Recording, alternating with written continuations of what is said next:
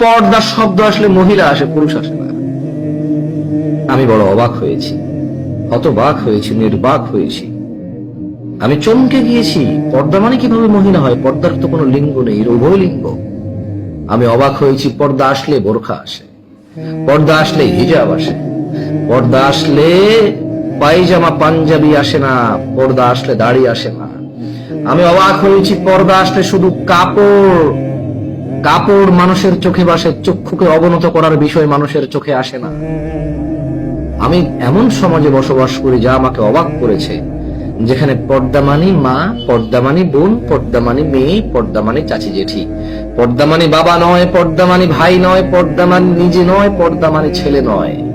এমন সমাজে বসবাস করি যেখানে পর্দা ফরজ, কিন্তু মহিলার জন্য, পুরুষের জন্য নয়, যা আমাকে অবাক করেছে, আমাকে অবাক হতে হয়েছে। অথচ পর্দা মানি পুরুষ এন্ড দেন মহিলা, পর্দা মানি পুরুষ এন্ড দেন মহিলা, পর্দা মানি পুরুষ এন্ড দেন মহিলা। আগে পুরুষ পর্দা করবে, মহিলা পর্দা করবে, মা পর্দা করবে, বোন পর্দা করবে, বাপ করবে না, ভাই করবে না, এমন পর্দা তো ইসলাম বলেনি। ইসলাম তো পুরুষকে বলেছে চক্ষুকে অবনত করে চলো,